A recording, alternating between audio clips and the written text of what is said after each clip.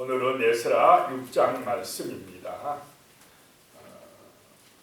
그 성전이 다시 건축되는 그런 말씀들이 나옵니다.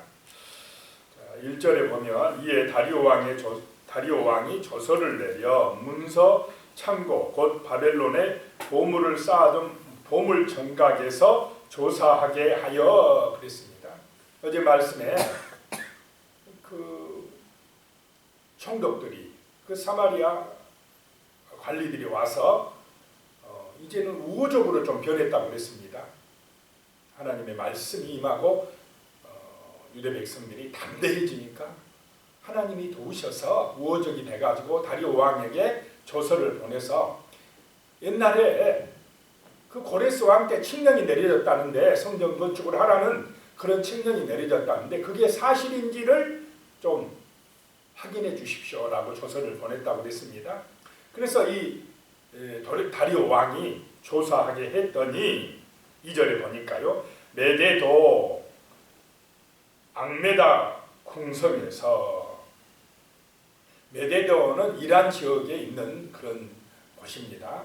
그 앙메다 궁, 이 페르시아는 워낙 큰 나라라 수도가 한 4군데 있었답니다.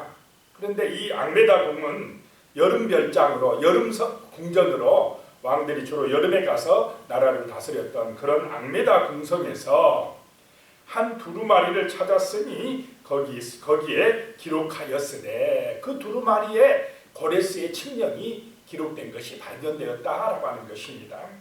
3절에 보면 고레스 왕 원년에 조서를 내려 이르기를 예루살렘에 있는 하나님의 성전에 대하여 이르노니 이 성전 곧 제사 드리는 처소를 건축하되 지대를 견고히 쌓고 그 성전의 높이는 60규빗으로 너비도 60규빗으로 하고 그 규모까지 기록하고 있었다라고 하는 것입니다.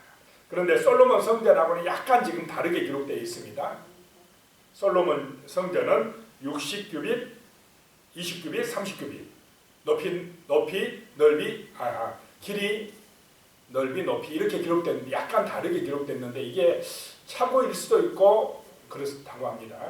그러니까 어쨌든 그 규모, 솔로몬 때 지어진 그 성전하고 그 같이 지으라고 규모까지 그 고레스 칙령에 기록되어 있다라고 하는 것입니다. 4절에요. 큰 돌 3켜에 새 나무 1켜를 놓으라. 그 경비는 다 왕실에서 내리라. 자, 경비를 어디서 대주라고요? 고레스 칙령이건 나라의 국고에서 왕실에서 다 경비를 대라. 이렇게 기록이 되어 있다는 것입니다. 5절에 또 느부갓네살이 예루살렘 성전에서 탈취하여 바벨론으로 옮겼던 하나님의 성전 금은 그릇들을 돌려보내어 예루살렘 성전에 가져다가 하나님의 성전 안 각기 제자리에 둘지라 하였더라. 이런 고레스 왕의 칙령이 발견되었다는 것입니다. 자, 발견된 것이 은혜인 줄로 믿으시기 바랍니다. 이 당시 페르시아 제국에서는 고레스 왕이 굉장한 중요한 인물로 여김을 받았습니다. 왜냐? 초대 왕이니까요.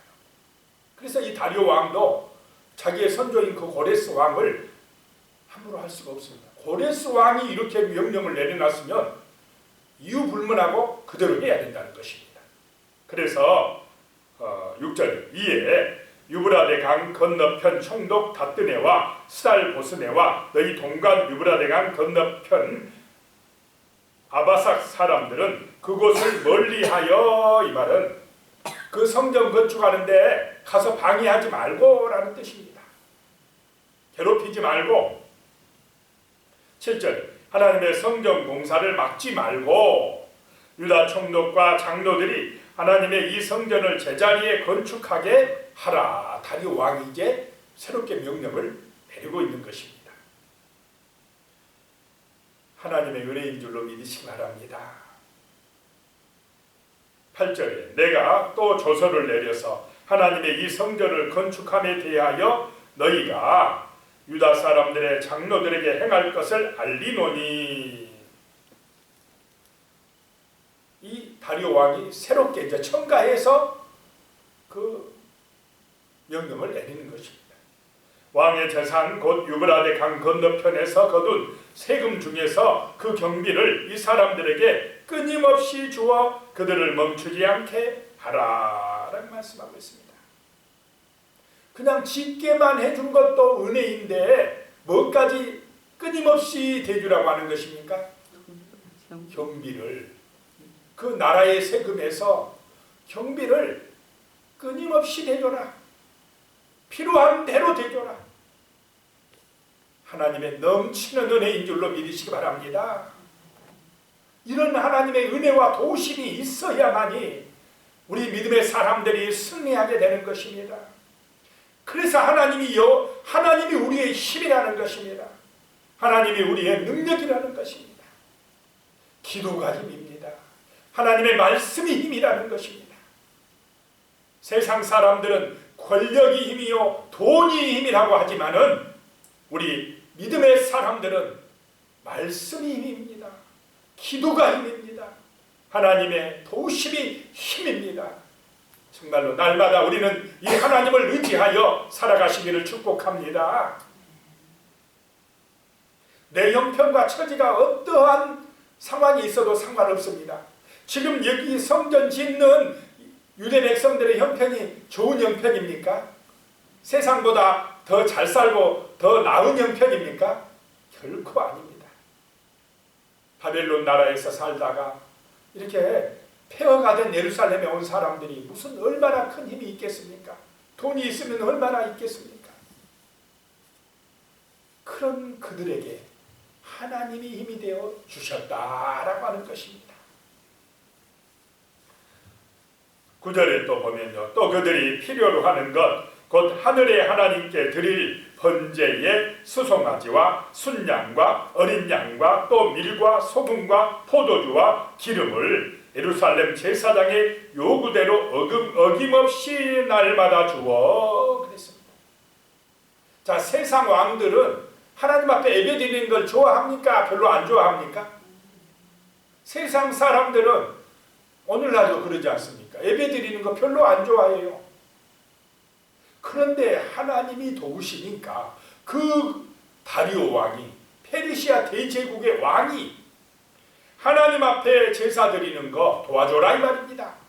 하나님 앞에 드릴 번제의 제물들, 수송아지, 순양, 어린 양, 말, 또 밀과 소금과 포도주와 기름을 제사장이, 예루살렘의 성전의 제사장이 요구한 대로 어김없이 날마다 줘라.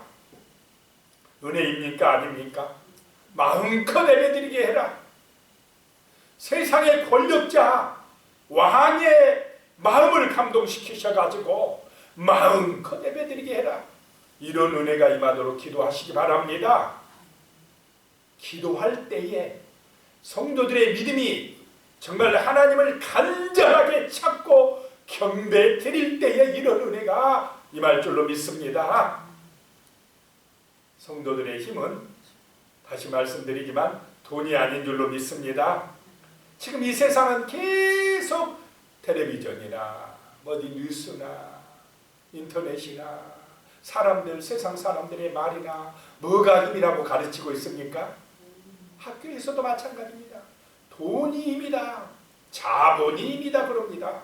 돈이 있어야 돼. 그것이 성공이야. 마귀가 하는 거짓말인 줄로 믿으시기 바랍니다. 성경이 뭐라고 하느냐가 중요합니다. 하나님이 힘인 줄로 믿으시기 바랍니다. 하나님이 능력입니다. 말씀이 능력입니다. 말씀이 축복의 길입니다. 구원의 길이다 라고 하는 것입니다. 속지 말아야 됩니다. 행복은 하나님의 은혜 안에 있을 때에 행복합니다. 10절입니다. 그들이 하늘의 하나님께 향기로운 제물을 드려 왕과 왕자들의 생명을 위하여 기도하게 하라. 이 왕이 우리를 위해서 기도해 주게 해라 이럽니다. 11절에 내가 또 명령을 내리노니 누구를 막론하고 이 명령을 변조하면 그의 집에 들보를 빼내고 그를 그 위에 메어 달게 하고 그의 집은 이로 말미암아 거름더미가 되게 하라. 누구든지 이 명령, 변조시켜버리면 가만두지 않겠다라고 합니다. 그래서 변조하거나 방해할 수가 있겠습니까? 없겠습니까? 없게 만들어버렸습니다.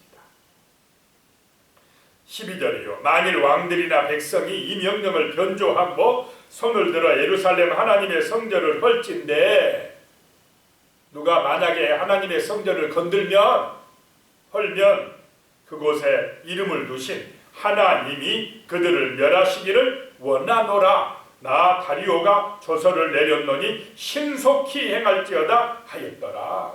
그 성전을 헐면 누가 벌을 내리라고 말씀하고 있습니까? 다리오가 믿음 있는 것 같습니까? 없는 것 같습니까? 하나님을 인정하고 있습니다. 성전을 누가 건들면 하나님께서 벌을 내리시길 원하노라. 이렇게 하고 있습니다. 놀라운 하나님의 은혜요. 하나님께서 다리오 왕까지도 쓰고 계시다는 사실을 믿으시기 바랍니다. 그 당시 세계에서 제일 막강한 권력을 가진 페르시아 대제국의 왕입니다. 그런데 그 왕도 하나님이 주관하신다라고 하는 것입니다. 자, 13절에요. 그래서 다리오 왕의 조서가 내림에 유브라데 강 건너편 총독 다뜨네와 살보스네와 그들의 동관들이 신속히 준행하니라. 이제 더 이상 방해할 수도 없습니다. 이것이 바로 하나님의 역사인 것입니다. 14절에 유다 사람의 장로들이 선지자 학개와 이또의 선자 스가랴의 권면을 따랐으므로, 이 선지자들의 말씀을 따랐으므로 성전 건축하는 일이 형통한지라. 자, 말씀대로 순종하였기 때문에 이렇게 형통하였다라고 말씀하는 것입니다. 오늘 이 시대에도 성도들의 형통은 말씀에 순종함에 있는 줄로 믿으시기 바랍니다. 말씀을 모르면 안 돼요. 그래서 말씀을 늘 사모하고 가까이 하고, 그래야 하나님의 뜻이 무엇인지를 깨닫게 되고 순종하는 사람, 성령에 붙들린 바 된 사람이 된다라고 하는 것입니다. 그렇지 않으면 자꾸 세상 말만 듣게 되면 우리도 모르는 사이에 세상에 끌려가게 되는 것입니다. 15절에 그래서 다리오 왕 제6년 아달월 3일에 성전 일을 끝내니라. 성전이 완공되니라. 다리오 왕 2년에 중단된 그 성전이 다리오 왕 6년에 가서 완공이 되었다라고 하는 것입니다. 처음 시작한 20년 만에 완공이 되었어요. 지금 20년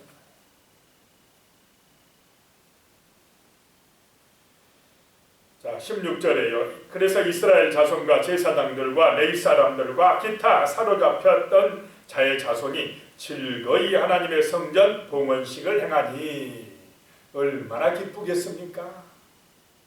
다시 하나님의 성전이 예루살렘에 건축이 되고 봉헌식을 하니까 그들의 마음이 즐거웠다라고 하는 것입니다.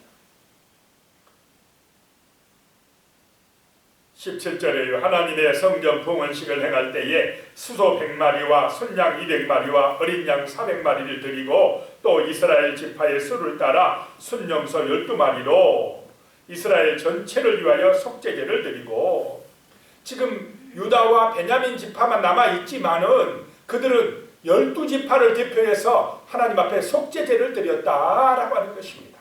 그 언약을 잊지 않고 있다는 것입니다. 그리고는 19절에 사로잡혔던 자의 자손이 첫째 달 14일에 유월절을 지키되, 유월절을 지켰다는 것입니다.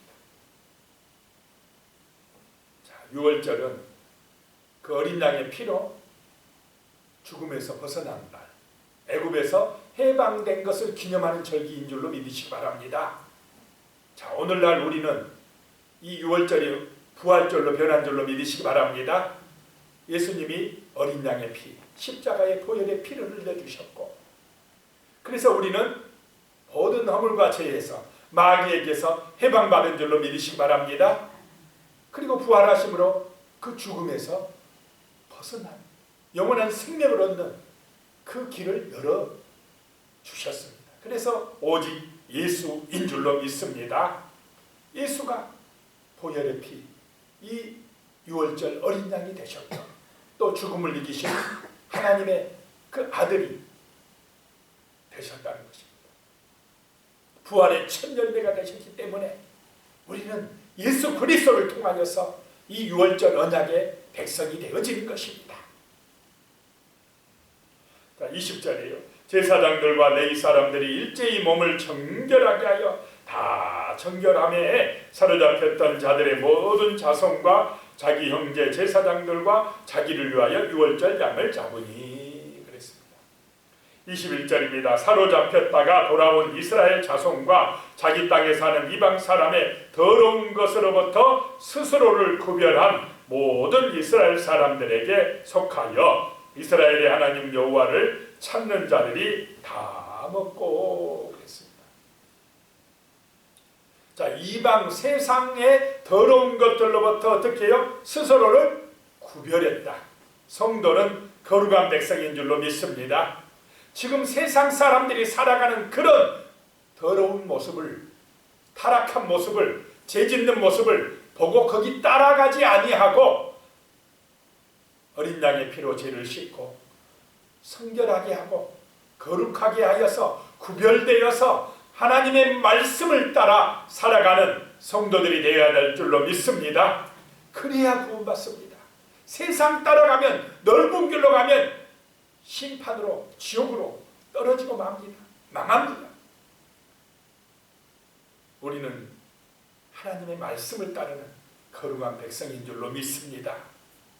힘들어도 어려워도 좁은 길을 가야 됩니다. 말씀을 따라가야 됩니다. 예수를 본받아 가야 됩니다. 그것이 생명의 길입니다. 그것이 형통의 길입니다. 구원의 길이라는 것입니다. 22절입니다. 즐거움으로 이랫동안 무교조를 지켰으니 이는 여호와께서 그들을 즐겁게 하시고, 하나님께서 즐겁게 해야 될 줄로 믿습니다. 그래야 평안합니다. 그래야 형통합니다. 그래야 만족이 있습니다. 기쁨이 있습니다. 또 아수르 왕의 마음을, 여기서 아수르 왕이라고 하지만은 다리오 왕입니다. 페르시아 왕. 왜냐? 페르시아 왕이 아수르까지 다 다스리고 있기 때문에 아수르 왕이다 이렇게 표현도 합니다. 마음을 그들에게 돌려, 왕의 마음을 그들에게 돌려 이스라엘의 하나님이신 하나님의 성전 건축하는 손을 힘있게 하도록 하셨음이었더라. 자, 이 모든 일을 누가 하셨다는 것입니까? 하나님이 하셨다라고 하는 것입니다. 기도드리겠습니다. 하나님 아버지, 참으로 우리는 약하고 부족하지만 우리 인간의 형편과 사정을 보면 때로는 정말로 낙심될 때가 있고 원망과 불평이 나올 때도 있지만, 그러나 하나님의 말씀으로 은혜를 받고 간절하게 기도하면, 하나님을 바라보면, 하나님을 의지하면 하나님께서 우리를 도와주십니다. 하나님께서 우리를 힘있게 하십니다. 하나님께서 돕는 자를 붙여주시고 또 세상 권세자도 정말로 하나님의 은혜로 돕게 하시니 주여, 진정으로 승리의 비결이, 형통의 비결이 믿음에 있음을 깨닫게 되나이다. 아버지 하나님, 험난하고 정말로 문제가 많은 이 세상 가운데서 우리가 세상 의지하지 말게 하여 주시고 만군의 여호와 살아계신 하나님을 의지할 수 있도록 도와주시옵소서. 힘들 때, 어려울 때, 몸이 아플 때, 문제가 있을 때에, 괴로울 때에, 답답할 때에, 내 마음이 공허하고 아플 때에 주여, 세상 바라보지 말게 하여 주시옵소서. 하나님 아버지의 말씀 의지하게 하여 주시옵소서. 전능하신 하나님께 간절히 기도하게 하여 주시므로 하나님의 그 도우심의 손길이 우리를 새롭게 하고 우리의 심령을 강하게 하고 소망 있게 하는 그런 은혜가 임할 수 있도록 도와주시옵소서. 하나님의 살아계신 능력으로 우리의 삶이 형통하게 되며 승리하게 되며 아름다운 열매를 맺게 되며 거룩한 백성으로 살아갈 수 있는 놀라운 은혜를 주시옵소서. 예수님의 이름으로 기도드리옵나이다. 아멘.